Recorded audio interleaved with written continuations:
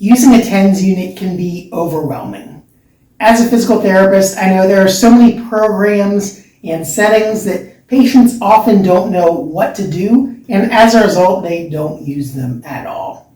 But in this video, I'll show you how to use a TENS unit for pain control, as well as for muscle strengthening, and what all of the different settings mean. Now, this one is a ComfyTemp TENS unit, and I did request this from the brand for this video. Now, I actually don't like it as much as I thought I would, so I will tell you the good and bad about it, but I mostly want to use it as an example of how to use a unit. So what you see right now is an EMS setting, or an electrical muscle stimulation setting. Basically, the electricity sends the same sort of electrical signal that your brain would send to the muscle, telling it to contract. And that's really helpful for strengthening. Now, we'll get more into the specific parameters of that later, but you can also use a TENS unit for pain relief.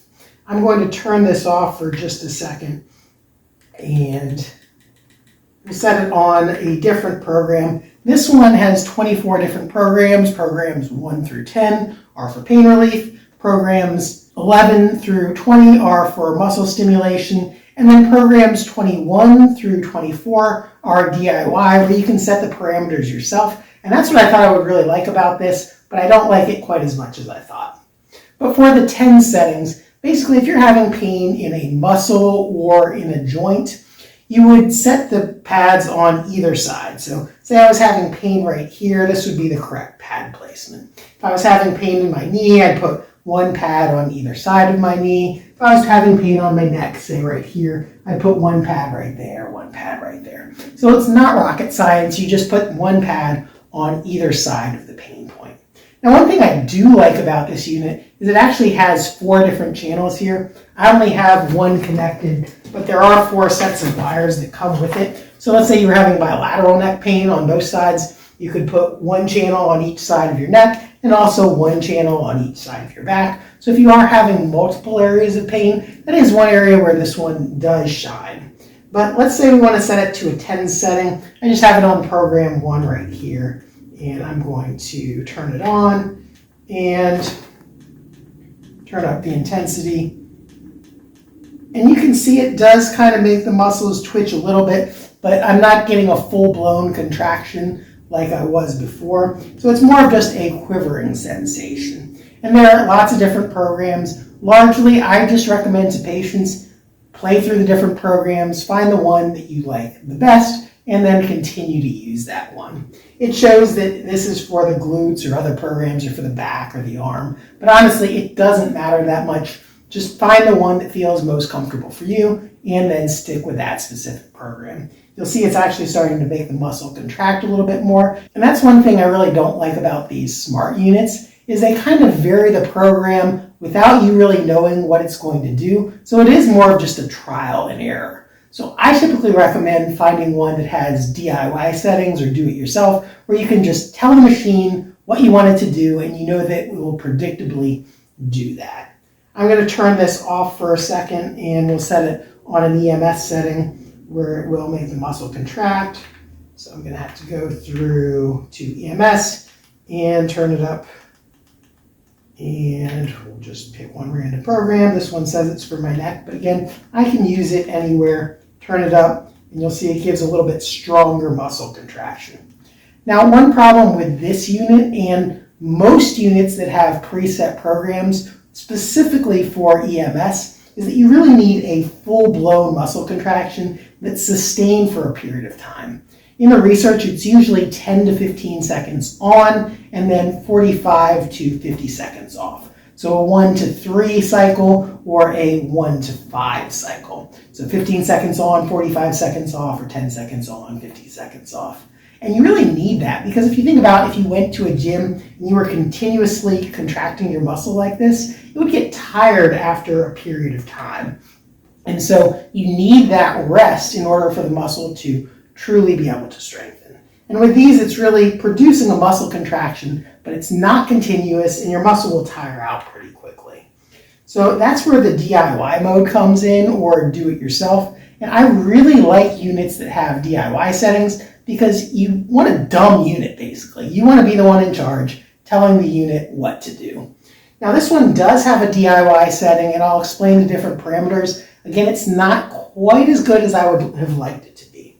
But there's the hertz, or the frequency. That's the number of pulses per second there are. So right now it's set at 50 pulses per second, which is kind of the standard for muscle strengthening.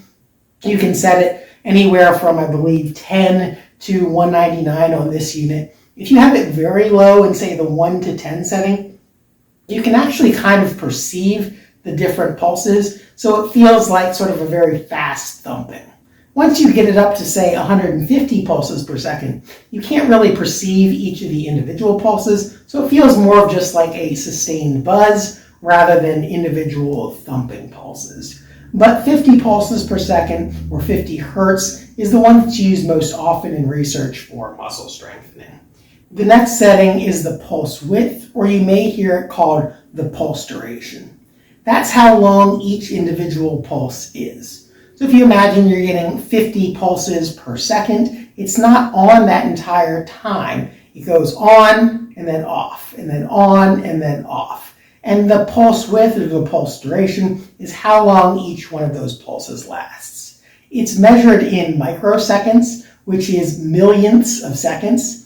And for true muscle strengthening, you really need it to be 300 or 400 microseconds. This machine can actually go up to 450 microseconds. So that is one thing that is really good about this ComfyTemp machine. However, here's the thing that I don't like. The next parameter is the duty cycle. And many DIY machines don't allow you to set the duty cycle. So good on them for having the duty cycle on here. However, this on time and off time, we can set the on time anywhere from 10 to 300, but that's not seconds. I believe it's hundredths of seconds. So I'm going to turn it back on now.